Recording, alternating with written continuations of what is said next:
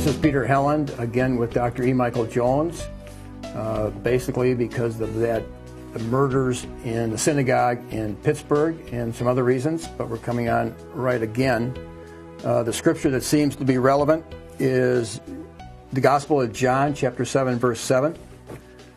It says, Jesus said, the world cannot hate you, but it hates me, because I testify of it, that the works thereof are evil. And then John in the epistles goes on and says, in this the children of God are manifest, and the children of the devil. Whosoever doeth not righteousness is not of God, neither he that loveth not his brother. And before that, John said in the Gospel of John, the famous one, John 8:44, which you're familiar with. Right. That basically it says what the murderer, or how you want to phrase it, in the synagogue, everybody knows that's following it, that he said the Jews are children of Satan. Right. And you've brought that up before, that John 8:44 basically says something like that. Yeah, yeah. So this thing is really a hot issue. Yeah, yeah. Well, I mean, in case you're not familiar with the facts, some guy walked into a synagogue, Tree of Life Synagogue in Pittsburgh, and killed a number of people. The reports that came out afterwards, the analysis of it, invariably referred to anti-Semitism. Okay, and then they went beyond that, and they quoted the ADL, the Anti-Defamation League, and the ADL released a report, and it said that anti-Semitic incidents were up by 50%. Since the year before. So this is clearly this is the message here. The cause of this was anti-Semitism. Okay? Well, what does that mean? What does that mean? Once again, we're confronted with a term that no one has ever defined. Okay? And so these people are not going to let a crisis go to waste, and so they're now attaching the term anti-Semitism to this. My experience here, it goes back 10 years. Okay? 10 years ago, I wrote a book called The Jewish Revolutionary Spirit. And in that book, I described 2,000 years of Jewish history and Jewish subversion. At the same time, Jewish revolutionary activity. The premise, I've said it many times, when the Jews rejected Christ, they rejected Logos. When they rejected Logos, they rejected the order of the universe. And when they rejected the order of the universe, they became revolutionaries. And that's what they've been for 2,000 years now. So from the foot of the cross all the way up to the Kavanaugh hearings, you have this conflict here between Logos, the Catholic Church, and anti-Logos, the Jews. And that's what that was about. And so we said this. We basically said no one disputed the factual nature of what we said, but we got censored. Okay, YouTube censored us because, well, we don't know why, because they never give you a reason. Okay? A complaint. Okay. Now, it was a long book. It's 1,200 pages long. I didn't just say, this is what happened, this is terrible, and so on and so forth. I said that there was an attempt to deal with this problem. When the Roman Empire fell, the Catholic Church had to take over the governance of Europe. And it used certain words like diocese was a Roman term of Roman governance, okay? And now the church takes it over, and the church has a responsibility for the social order. And they suddenly realize, well, the Jews are always disrupting the social order with their revolutionary activity, whether it's Simon Bar Kokhba, you name it, all the way up. The history we're talking about. The Aryan crisis was basically Jewish-inspired or Jewish-backed. So, what are we going to do about it? The church came up with a proposal, and the doctrine is called Sicut Judaeus Non. For 1,500 years, this was the teaching of the church, and it basically is two parts. Okay, the first part is no one has the right to harm the Jew. Second part, the Jew has no right to destroy your culture. He has no right to undermine the morals of a Christian population or to ridicule the faith through blasphemy, the Christian faith through blasphemy. That was a workable solution. And I think not only but I have Jewish friends who think that that is the best solution available and a far better solution than anything that's being proposed right now. Now, for 10 years, okay, I hope, we're repeating ourselves, but I said for 10 years, I've been saying no one should harm the Jew. Okay? For 10 years, I have been called an anti-Semite by the Anti-Defamation League, which is now saying there is this epidemic of anti-Semitism going on in the world right now. Now, why are you doing that? Why are you lumping me with this man who just went in and killed somebody, killed all these people, when I'm saying the exact opposite? How can you use the same term to describe two opposite things? That's the problem here. That's the problem here, and we've got to address this problem because this is not going to go away. Okay, let's take a step back here and say, look, this is the type of thing that happens maybe not every day of the week, but every week. Every week you've got a completely violent culture. There's a violent culture. There are lots of guns around, and every week somebody walks into a Walmart or a public school or a Las Vegas hotel and starts shooting people. And there's nothing that this culture can do to stop it. They haven't stopped it. The FBI will run operations like the one in Michigan, where they'll give guns to people as agent provocateurs, but those guys weren't going to do it anyway. You can't stop these people. This guy had no criminal record. There was no way of knowing that. So let's take a step back here. Okay, I told you what I've been saying for 10 years. Now, what have the Jews been saying for 10 years? Now, we have a new wrinkle here. We have a split here among the Jews now about this incident. We have the left-wing Jews who are blaming Donald Trump. New York Times blamed Donald Trump for this. The right-wing Jews, of course, the Likudniks, are saying that Trump is doing everything that they want, and even more than what they want. So they're jumping into the thing and saying, no, Trump is not to blame here. So let's take both sides here. Okay, I just did an interview with Chuck Morse. Every time I said the word Jew, he said, oh, they're not Jews. Well, wait, we have the magical disappearing Jew here. Every time I said something, he said, oh, well, they're not really Jews. I said, Chuck, you're not the Pope. You're not the Jewish Pope. You don't have any right to say that, let's say, okay, the communists, the Marxists, they're not really Jews because they're Marxists. Okay, well, they would say the same thing to you. Left-wing Jews would say the same thing to you. So then I said, well, what about Nederai Karta? They're completely ultra-Orthodox Jews, and they say that Zionism is an abomination, and Zionism has no place in Israel. So what? And I asked Chuck, well, what about them? And he says, oh, they're not really Jews. Well, wait a minute. Let's try and cover the whole waterfront here right now. For 10 years, what have the liberal Jews been promoting? Let's go back. For 50 years, what did liberal Jews promote? What was the main concern of the liberal Jews at the Kavanaugh hearings?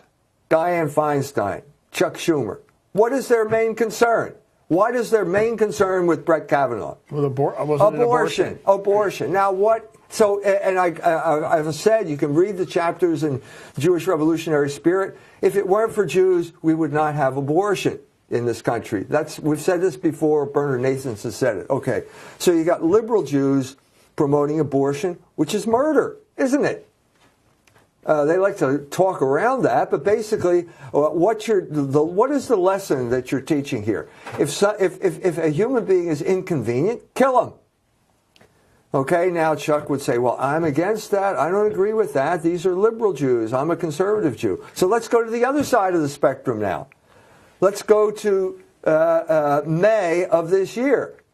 I'm in Mashhad at the conference in Iran, and we're talking about the moving of the embassy to Jerusalem. And on the screen behind us is real-time snipers shooting Palestinians. Now, he gets all upset when I say this. Oh, no, that's self-defense. No, it's not self-defense.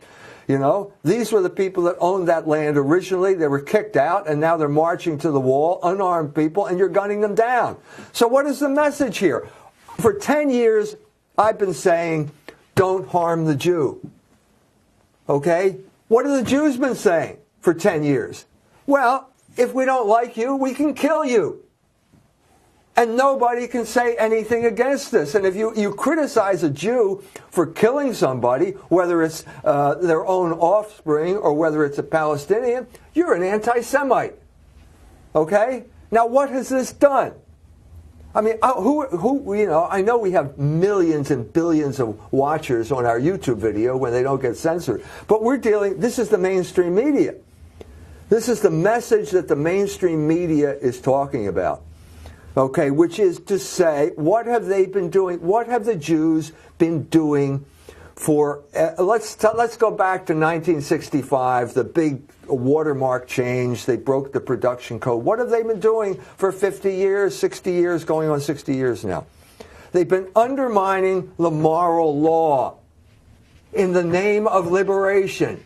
That's what they're doing. That's what abortion is. That's what pornography is. That's what gay rights is. And now that's what Zionism is. Let's be honest here. We have the main major media here, the New York Times, certainly the Washington Post, will basically justify this behavior on the part of the Zionists. So at the same time I'm saying don't harm the Jew, I'm called an anti-Semite, and I'm being smeared with this man who went in and killed these people. They are undermining the moral law. So what's the message that you're spreading here? You don't like it? Kill somebody. Well, guess what? That is, the people are getting this message. The people are getting this message across this country. You're educating the entire country, and they're listening. And they got a lot of guns, and they're ready to act on this thing. Now, what else are you doing at the same time that you're spreading this message? You're censoring anyone who disagrees with you. And it's getting worse and worse and worse now. With YouTube, there's a lady from the ADL who basically censors. She's the guy. If she doesn't like it, if she doesn't like what you're doing, she will say what you're saying is hate speech. And that means you will not have access anymore to this forum, which should be a public forum, okay? This lady did not invent the internet, okay? She did not invent any of these things. And yet she now, in the name of this anti-Semitism, will be able to censor anything that you're saying. Well, what does this do? What happens when you can't talk anymore? And you feel very strongly about something? You start acting rather than talking. And what happens if you feel really strongly about something and you think that this is something really unjust? Here's a Jewish organization, HIAS, that is basically flooding the country with immigrants. They're breaking the law. They are proud of the fact that they are breaking the law. They brag about the fact that they're breaking the law. Well, did you ever think what example you're setting here, fellas? If you're holding the law, if you can violate the law with impunity, why can't someone else? I mean, they feel just as strongly as you do. So what is the message here? Let's cut to the chase here. If what those Israeli snipers did by gunning down innocent women and children and unarmed people in Gaza, if that was right, then tell me why this is wrong. Why is this wrong? Is it because in one instance it's Jews that are being gunned down? Is that the reason? So in other words, if that's the reason, then we're talking about a totally repugnant racial ideology. Okay. Well, it's at the core of Christian Zionism. Christian Zionism is very strong. Any attack on Israel has to be from the devil. That was part of their, so a lot of people are just knee-jerk trained to think anybody that's criticizing... Well, we're all trained. I understand that we're being trained. I'm saying let's talk about all of the other stuff we're being trained to do. We're being trained to do something. When you watch that video and you got a guy, there's a woman, she's running away, I'll shoot her in the back. You're training people.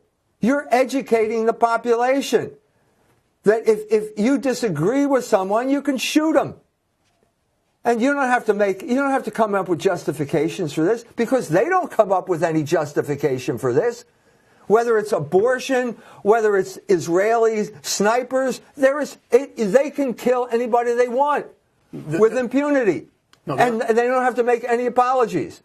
No, they're only saying that if that fella watched one of your videos, it's very possible, they're saying, that he could have been influenced on the path he was going. So when I say no one has a right to harm the Jew, the guy's going to run out and get a gun and shoot somebody. That doesn't make any sense. Well, if they're going to That's completely irrational. And so what I'm saying here is, who's responsible for these killings? The ADL is responsible for these killings. The ADL has made it impossible to talk about this issue that is getting worse and worse and worse. Okay? The ADL has made it impossible to say, well, that group of people shouldn't have done that. They're just in this one instance. Well, these Jews feel they have a right to flood our country with immigrants from elsewhere, and nobody's allowed to criticize them. Well, what effect does that? I'm saying this is what happened to this guy. At a certain point, one of these blogs was, I'm going in. In other words, I'm tired of talking. I'm not going to post anything anymore. I'm going to go in and start taking the law into my own hands, because that's the lesson that I learned by watching television. And the Likud party said, Netanyahu's party did put some blame on that synagogue for provoking him. And you saw that too, right? Yeah. So, I mean, you can get into this liberal-conservative battle, but I'm saying that both sides are saying the same thing. I don't care whether you're a liberal Jew or whether you're a conservative Jew. You're both saying, if it's inconvenient, if I don't like it, I can kill somebody. And I, because I'm a Jew, I can say, well, it's reproductive rights. It's where Israel is defending itself against these invaders. These kids, I saw the picture, they have rocks. This kid had a slingshot, and he was throwing rocks, and so therefore he deserves to die. This is the type of argumentation. You have undermined the moral law, and now don't be surprised that people start acting out their aggression against you. Yeah, don't be surprised. Well, and don't blame me, okay? Listen, don't blame me. Don't call me an anti-Semite because I'm trying to resurrect the church's teaching on the Jews. Don't blame me, because the first thing I've said for 10 years is no one has the right to harm the Jew. But at the same time, you have a right to criticize wrongdoing, even if it comes from Jewish people. I have a duty to criticize wrongdoing. Of course. We all have a duty to criticize doing. And so what you've had here is increasingly draconian repression of any ability to hold the Jews responsible for their immoral actions.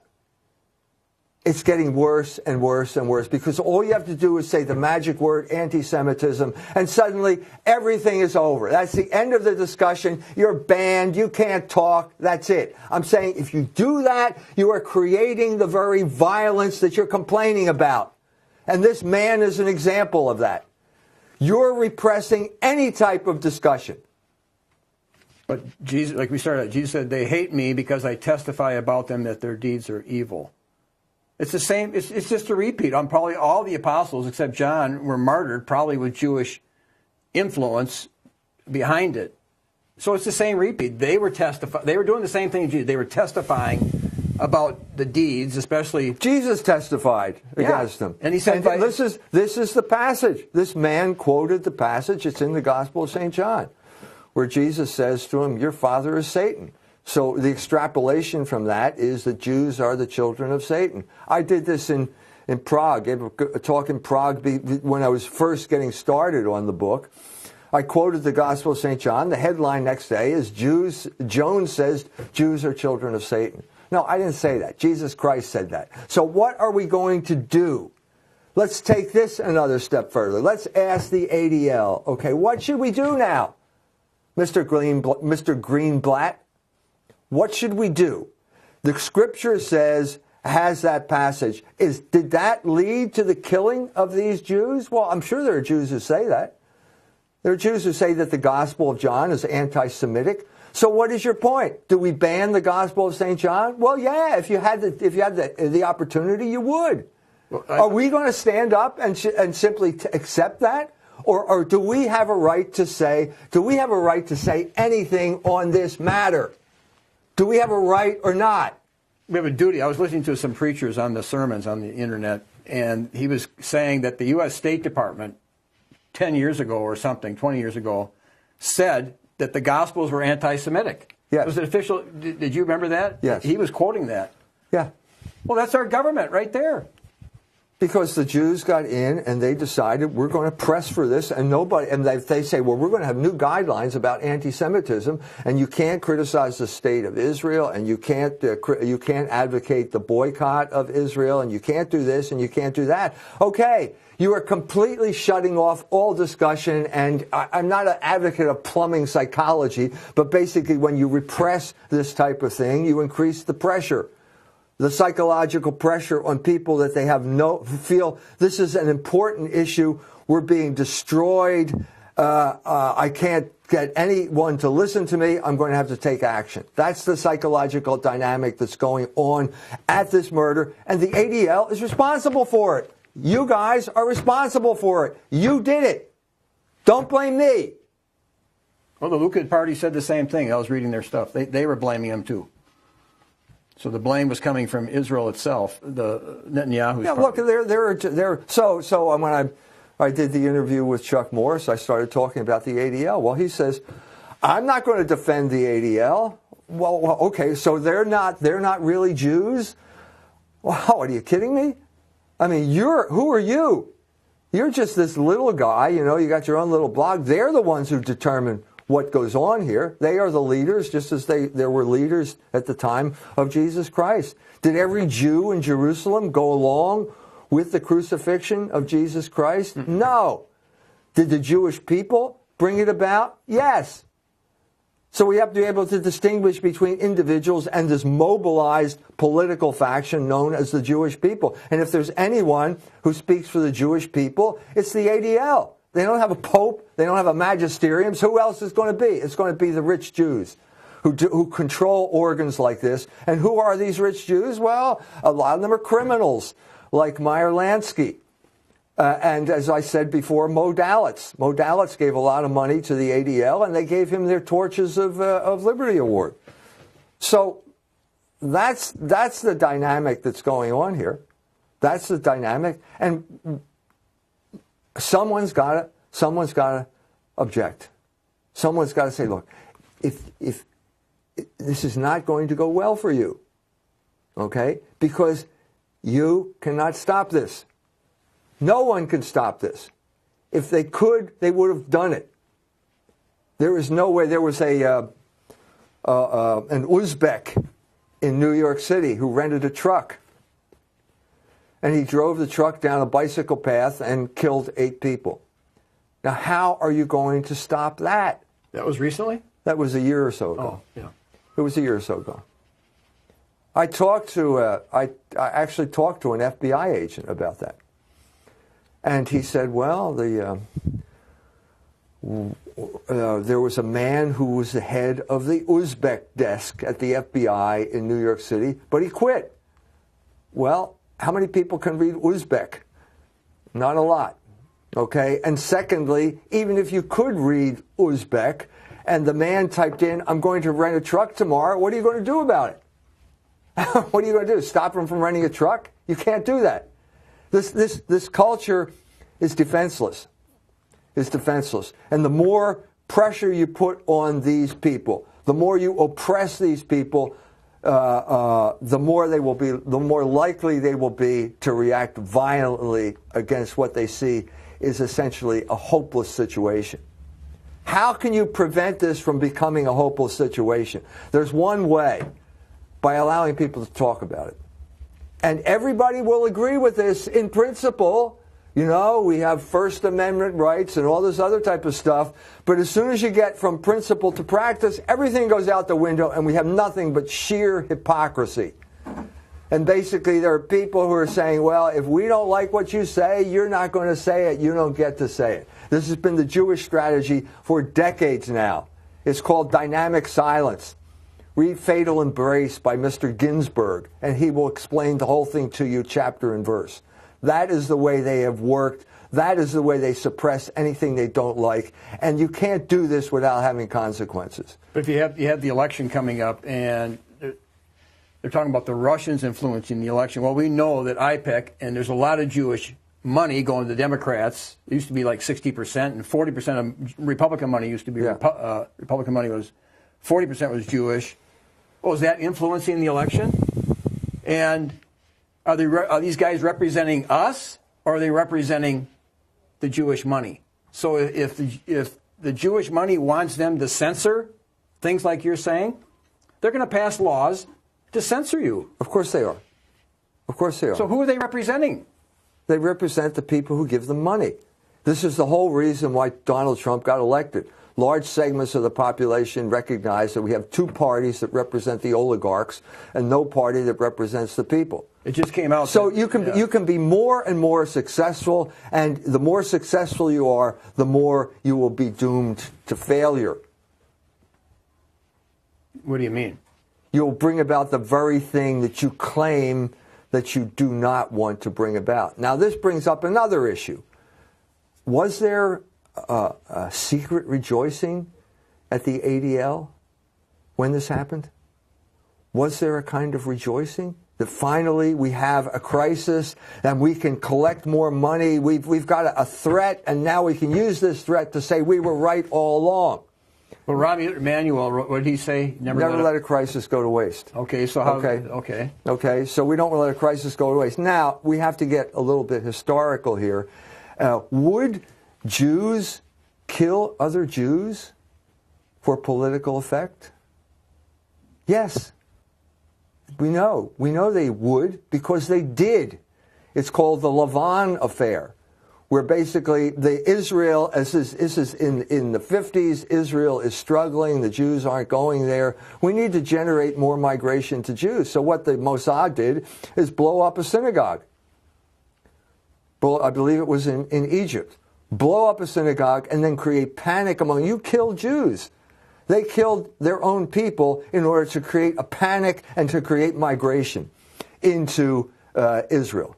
Now, if they did it once, why wouldn't they do it twice? Well, they never thought they'd get caught doing it. So that means if they did it once, they never think they're going to get caught. That's why they do it 100 other times. That's why they did it.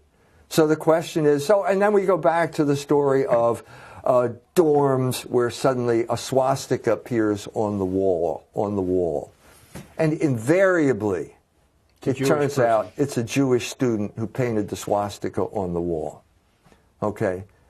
Same thing with synagogues. Who knows who paints swastikas on synagogues? Well, the first suspect should be the Jews, because they've been caught doing it time and time again. Well, now, they can benefit from it. This is the benefit that I'm talking about, because the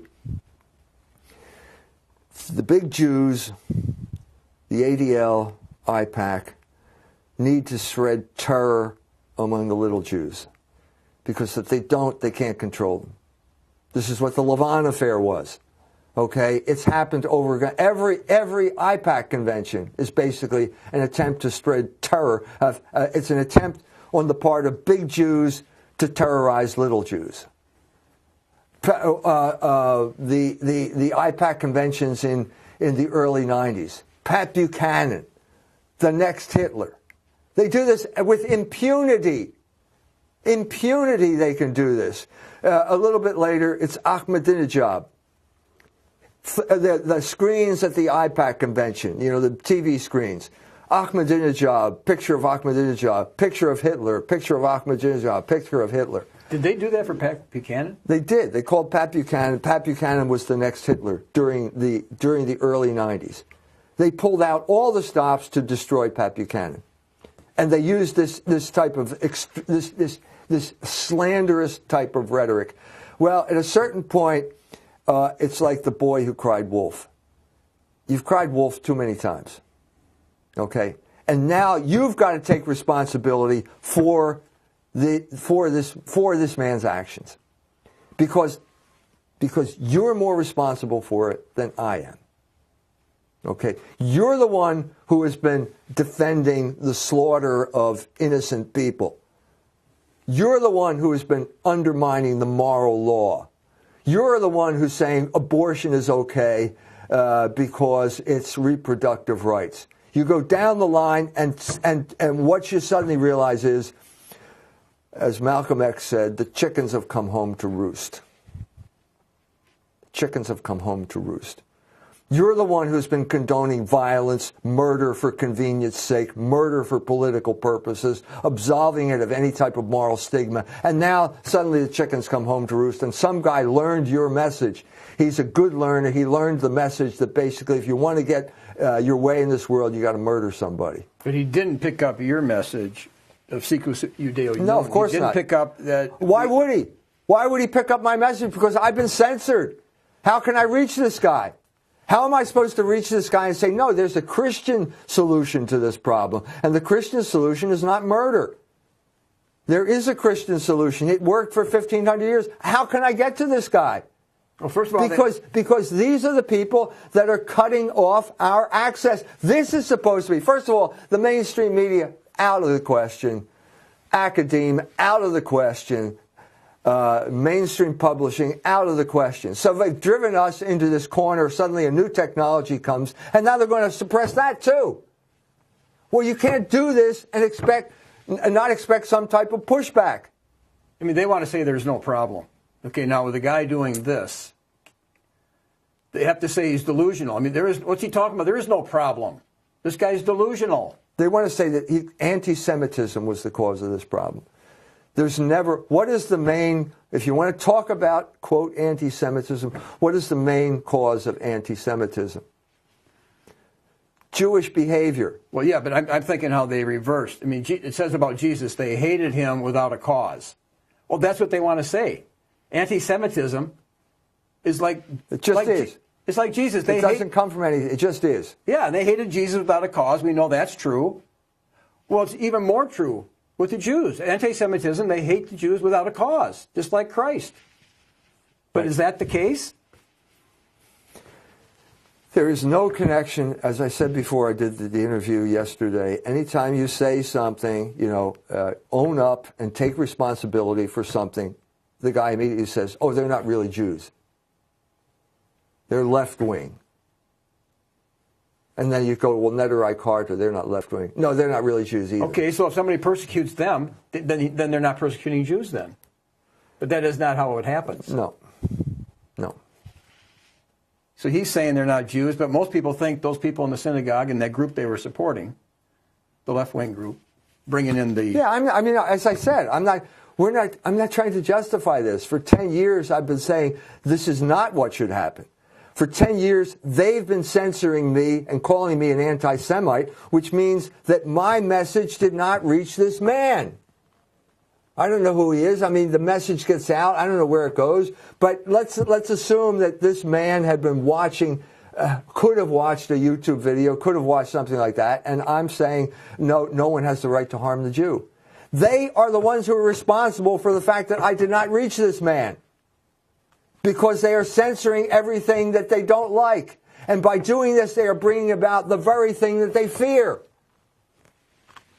Yeah, because that message is the only thing that's going to save them. Because who has attacked Christianity? The Christianity is the institution that says you should turn the other cheek. Thou shalt not kill.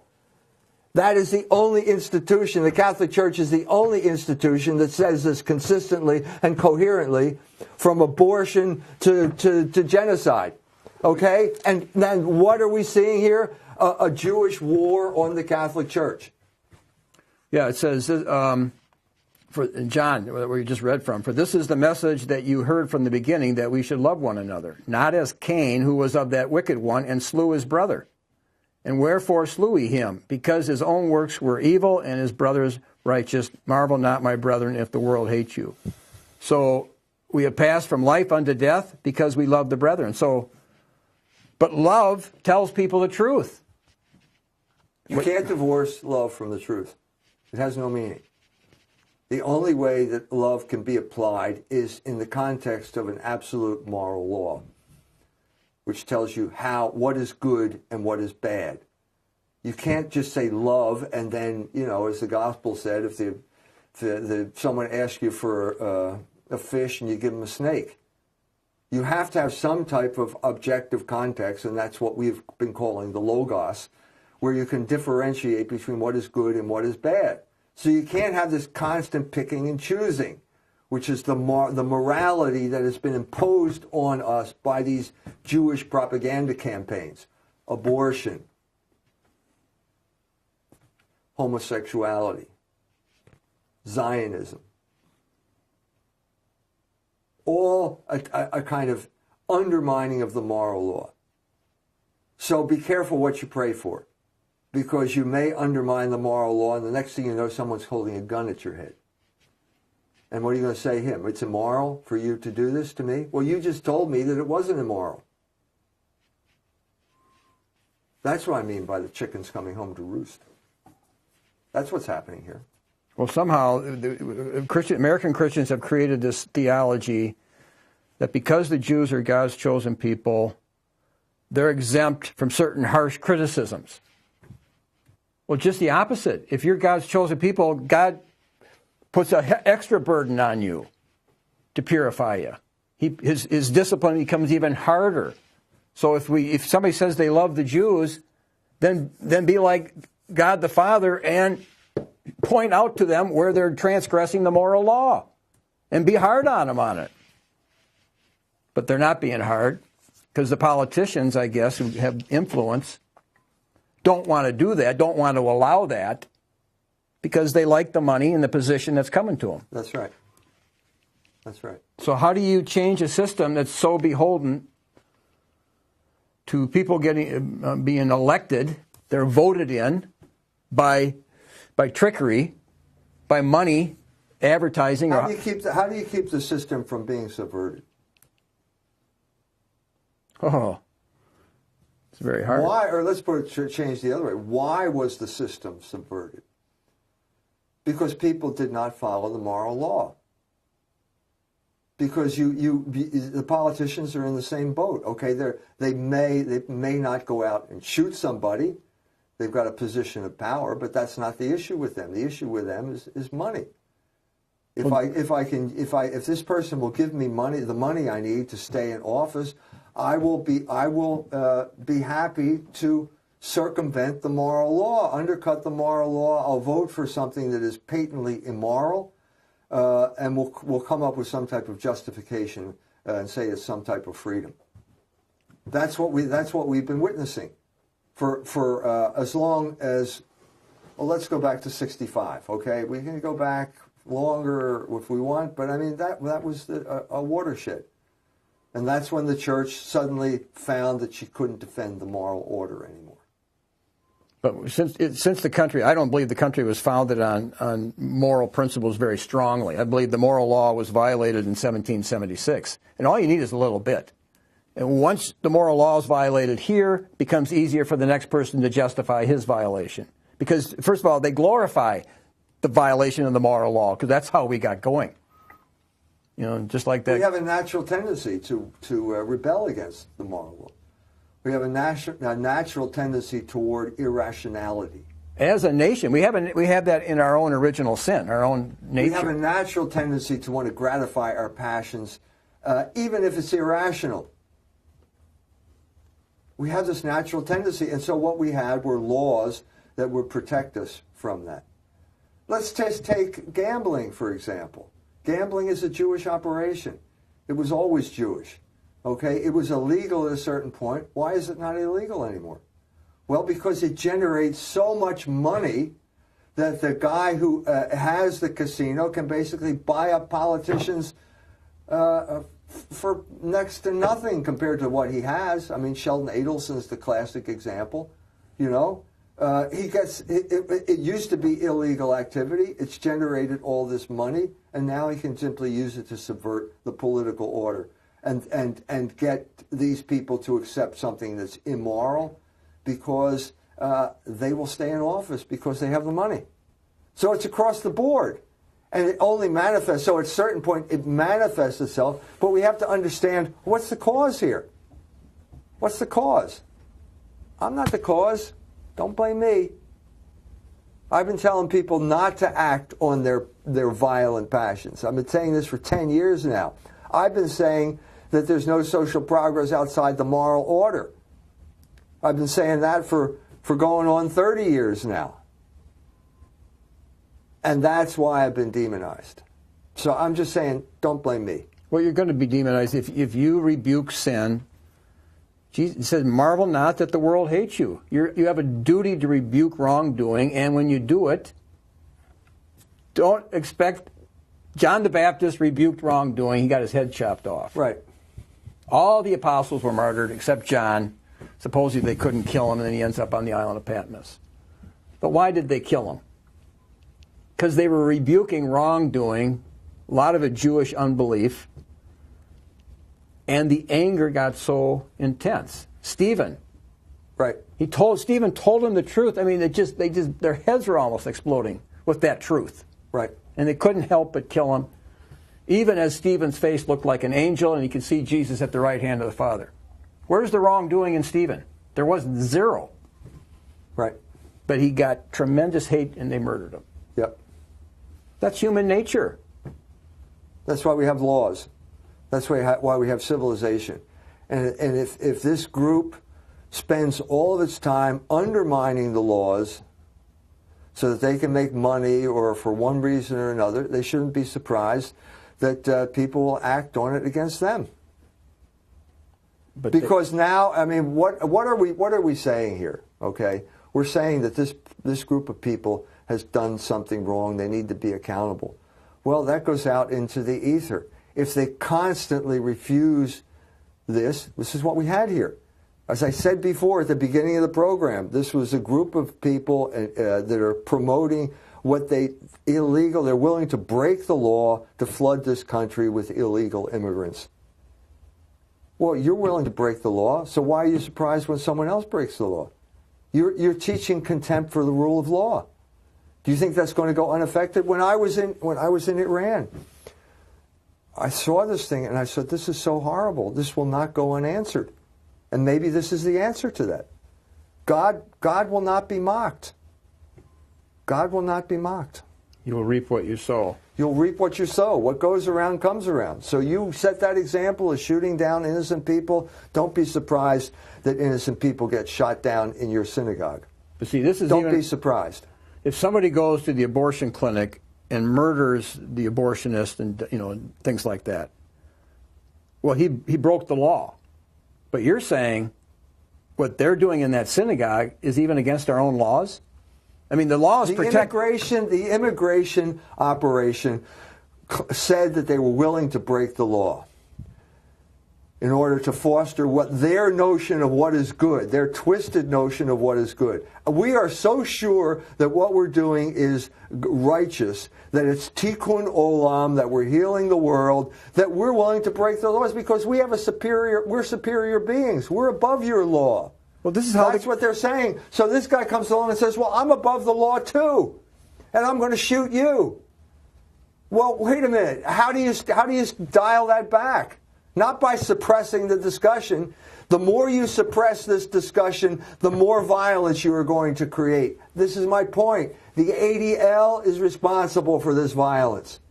Let's lay the blame at the feet of the people who have caused it. They are the ones that need to be accountable now. They are the ones. Because they are preventing people like me from telling people like that, you shouldn't do this. You shouldn't do this. That's been my message all along, and I can't get to these people because they are censoring me. So in a sense, we have a repeat of John Brown, the abolitionist, who said that slavery was so wrong, didn't matter what the Constitution that was protecting it, didn't matter of all the laws that were protecting slavery. They had determined beforehand there's a superior law to all that. Even though the South could say, no, we have the Scriptures, we have Christian tradition, we have the Constitution protecting us, they said, forget it. Well, what is a revolutionary? I mean, we talked about the Jewish revolutionary spirit. What is a revolutionary? It's man who has, it's messianic politics. I have an anointing from the Lord because I know I am so convinced of the righteousness of my cause that I can overthrow the entire moral order, the entire social order in my attempt to pursue this. This is why everybody was horrified by communism. You know, what would the communists do? They would kill the Tsar. There's the Tsar with his family. You know, innocent women, girls, children, gunning them down. Sverdlov, the Jew, gunning them down. Do you think that went unnoticed? Do you think that did not have some type of cosmic ramification? Well, sure. I mean, but it shows itself. If somebody's willing to curse their parents, which is biblically it's punishable by death, and they don't care, they're above that. Well, people do it all the time. They violate the Ten Commandments. We're saying people, so what is a revolutionary? A revolutionary is someone who is so sure of the moral superiority of his position that nothing will stand in my way. Not human life, the sanctity of human life, not laws, nothing. Nothing. I will stop at nothing. And that's what they were saying. So basically the guy he's collecting guns, and he said, okay, if you're going to stop at nothing, then I'm going to stop at nothing. Sure. And I will do the same thing you're doing. Because you're the one who's telling me that the moral law does not apply. Doesn't apply to you, you're special. Well, I'm special too. I'm every bit as revolutionary as you are, and I'm going to act on it. And they've got you. What you're doing by this, you're creating thousands of people all across the country. Sure. Who are being completely alienated by an oppressive, unjust system. They're being oppressed because of the color of their skin, for example. They're being demonized because of where they come from, and they feel that they have no recourse. These people, we destroyed the religious basis for your society. You have no recourse. We told you that religion was all just a bunch of fairy tales. So why would you pray to God? That's what the communists did. But I'm meeting people who are really frustrated because you get the one message of Lincoln's Gettysburg Address, equality, the new morality is equality. So everything needs to be equal. But then they look and they go, well, hold it here. The Jewish people are only 2 or 3% of the population, and then they look around, but they control Congress, or they have so much influence everywhere. That's not equality. If it's supposed to be equality, how come there's so much inequality when it comes to them? But they're the same ones that force everything else, all these other areas to be equal, which seem absurd. So once people start seeing that more and more, how are we going to say don't harm the Jews? It's going to get harder and harder to say live with it. I mean, there are people. I mean, I get comments all the time. It's Christianity. It's a waste of time. It's Jewish. Your Catholicism is nothing. It's Jewish. You're a slave. This is the slave mentality. We need Nietzsche or something like that. You know, all the white guys, the pagans, whatever. You know what I mean? Those people. We don't need this Christian morality. Well, this is the reaction. In a sense, they're falling right into the trap that the Jews prepared for them by saying there's no morality. If there's no morality, then it's all force. And if it's all force, I better get a gun. Right? Isn't this logical? Isn't this logical? Right. No. And if I've got a gun, well, I may as well use it. Well, to these young people, maybe everybody's got a gun. So the slightest little thing is going to trigger somebody. Certain segments of the population do this on a regular basis. This was the hypocrisy of Black Lives Matter. Okay, where we do not talk about, where we're ready to overthrow the moral law in places like Ferguson, Missouri, where we're burning down buildings and stuff like that, but no one's talking about the south side of Chicago. Every year there are, 700 people get murdered. The place where my wife used to teach in North Philadelphia just recently, drive-by shooting with a guy who has an AK-47. That's a powerful weapon. especially when you're just standing there on the street corner not suspecting anything. Okay? What we've seen is the collapse of morality in certain segments of the population, and when you have a collapse of morality, you have a rise of force, of deadly force. It's natural. It's like the way day flows from night. Well, that's how this country started. William Penn used to say stuff like that. Your own state. If God's law is not ruling, if God's not ruling, well, then you have to have a dictator ruling. If people don't, you have to appeal to force. Yeah. If there's if the moral law is just a myth, if it's a social construct, the way the Foucauldians talk about, the way they talk about gender is just a myth, it's all just a social construct, there's no objective being, there's no objective morality, everything is force then. It's that simple. Shakespeare said it a long time ago, the Ulysses speech in Troilus and Cressida. Take but degree away, untune that string, and hark what discord follows. You know, and then what you see is everything evolves into appetite, and Wolf, the universal appetite, devours himself. And that's what we're seeing here. A culture that is beginning to start to devour itself, killing each other, because of the systematic undermining of the moral law that has taken place for basically our entire lifetime. Because we've got this, what's the worst is, you got a slave mentality. Well, I was just talking to somebody about that. So hold it here. Adam was to till the garden, and the word is slave, till is slave. He was to till that garden, but he was tempted to rebellion. So Jesus had to come, take on the form of a slave, and show us who we are. Well, yes. We don't like that image. Well, I mean, if it weren't already explicit, Cardinal Ratzinger, probably Pope Benedict at the time when he said it, said that our model is not Spartacus or Simon Bar Kokhba. Our model is not to take up the sword. That's what they did. That's what they did, and it ended badly. And the fact is that the Christians did end up taking over the Roman Empire, but they did not do it by military force or by violence or by terrorism. That is not the Christian way. So why are you demonizing me for being a Christian? Why are you demonizing? Well, because you don't like Christianity. No. And why don't you like Christianity? Because you killed Christ. That's why. So let's get to the reality of the situation and stop this charade of moral superiority. It's a charade.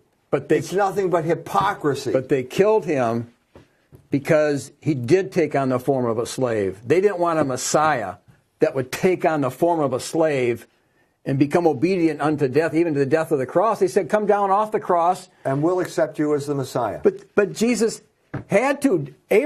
Adam refused to maintain the form of a slave. He refused. He went into rebellion. He said, I will not be like a slave. What do you think I am, a slave? Yeah, that's what you are, Adam. That's who we are. And Christ said, yeah, you want to see me? You want to know who you are? Look at me. I'm a slave. You don't like it? Tell Nietzsche tough luck. I'm sorry, Fred. You don't like slave mentality. Well, Jesus seemed to like it. What's wrong with it? Well, Americans don't like it either. If you look at the founding of this country, slavery was like, it drove us crazy. We're not slaves. What does the king think we are? His slaves? Well, sorry. A child is the same as a slave, it says, until he's emancipated. You don't like it? What's wrong with it? Adam didn't like it.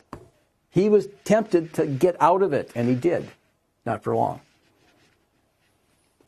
So what you have is the worst of both worlds. You have a culture of narcissism where you give people the illusion that they have total hegemony over their own lives. And that's the best way to enslave them. Mm-hmm. That's what gender ideology is. Why is the homosexual the ideal citizen? Because he's a narcissist. And why is narcissism so important? Because you have the illusion that you're all-powerful when you're really enslaved by your own passions. And that is precisely the means of control. So every guy, every 20-year-old who shows up in Berlin is going to be the next Steve Jobs. And that's a good way to cheat him out of a decent wage of the sort that he might have earned before that time. We've talked about this before. This is the form of control. We are waking up to this form of control. So when you wake up to this form of control and the information starts to spread, there is going to be rage on a certain part. And so we have to be able to explain the entire message. Okay? And that's precisely why why I wrote this book. Okay? There is a way of negotiating this peacefully. I have Jews now writing to me on a regular basis saying they agree with me and this is a better solution than the predicament they get in, because they're farsighted enough to see that if they keep going down this road and undermining the moral law, they are going to suffer. Right. And unfortunately, it seems like it takes this. And it's not the first time. As we said, Georg Ratzinger wrote the book in the 1890s, and he said that the working man is being outraged, he is being exploited, and the government has to enforce these Christian laws, and if they don't, these workers will become violent. All they need to find is ein Führer. That was the word he used, and that was one of the most prophetic statements I've ever read. And that is the situation. So which way is it going to be? Right, right. If the Jewish people do not restrain their tendency to corrupt the morals and their tendency to overdo usury or whatever, if they don't restrain that, then how it's going to get very hard to restrain people from harming them. If you're constantly undermining the moral law, don't be surprised when somebody pulls a gun and shoots you. I don't know how else to say it. Right, because they're just going to say, this is so unequal, right, that I can't live with it. So let's hope people get the message. Let's see if YouTube censors this video. Let's see. Let's see what happens. Okay, this is the show Israel with Dr. E.Michael Jones, and hopefully this was helpful.